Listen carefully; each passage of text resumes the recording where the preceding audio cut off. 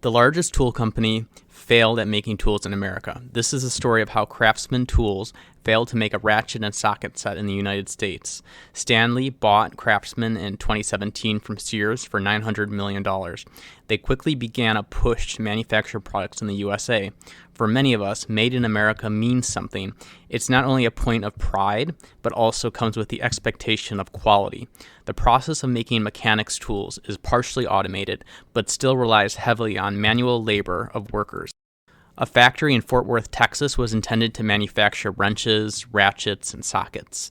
It was thought that automation and advanced machinery techniques would allow the products to be made at a cost similar to China. The choice to build the factory and the cost-benefit analysis were based on the estimated efficiency and speed of manufacturing machines from Belarus. Tools are manufactured by slicing a steel coil into bars called billets. These steel bars run along a conveyor belt through a heater until they glow red. A machine rolls the red-hot billets into a shape, and it is then placed on a press where it is pounded into a tool. The Belarusian company that makes the machines showed in videos. I tried to see these videos, and they're now marked as private on YouTube, so I couldn't access them, but I think the Wall Street Journal had access to them. And they described what kind of occurred in these videos.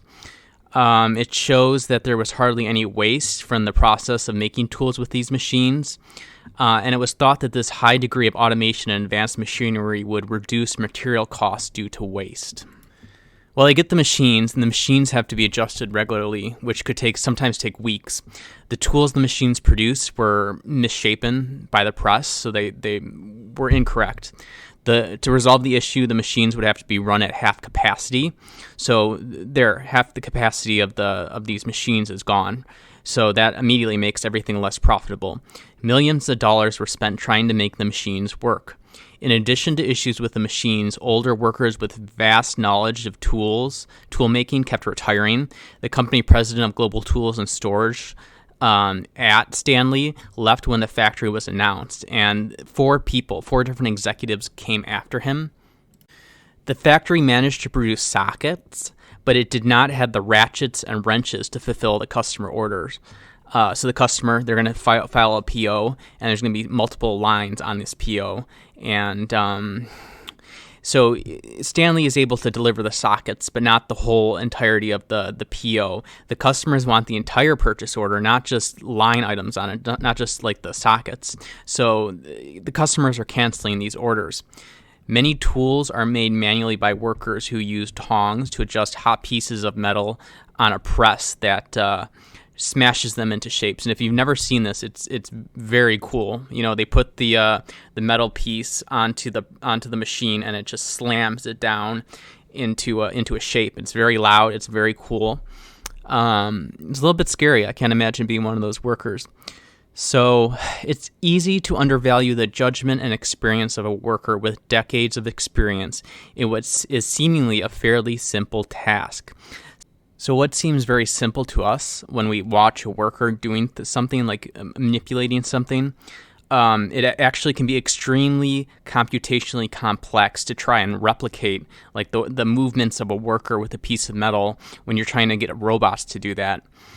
Today, Craftsman mechanics tools continue to be made in Asia, where there is some automation, but a lot of this is still manual labor, with the workers, with the tongs, with the presses. It is critical to keep manufacturing in the United States for several reasons. Workers gain experience in machining, and they figure out creative solutions to problems. This knowledge and ingenuity, it can be passed down to like younger workers that join the company or the plant. This knowledge can help push along the development of future machines and like just how to operate them. In this way, workers and machine manufacturers, they can kind of like push each other along as far as like progress goes. This is an intangible asset that is hard to quantify. How are you going to quantify this on a cost-benefit analysis, this kind of knowledge gain and transfer and this technological advancement and progress? Very, very difficult to do, and it's something that could be easily dismissed, right? They're dismissing how amazing and how much knowledge these workers have with making machine tools or making tools. And they're finding they can't replicate this on a robot. It's also amazing they would choose a company from Belarus. So, Germany, Japan, they're known for machine tools, machines. They're known for quality as well. So the fact that they chose a company from Belarus suggests to me that this company and these machines must have been substantially cheaper. And we saw how that worked out for Craftsman, right? Like they probably spent more trying to get the machines to work than they might have even spent on the machines. And when you factor in all these costs of all the downtime, all the problems, all the waste and materials, I mean, I would reckon that this was much more expensive than just shelling out, 2, 3, 4 times as much to get the German or Japanese machines. I mean, it's also easy to dismiss geopolitical risks. So the nonsense that's been going on in Belarus and Russia and the links the two countries have, that's been going on for some time. And to depend on a place that's so geopolitically unstable, when you're dealing with hundreds of people's jobs, you're dealing with hundreds of millions of dollars in investment.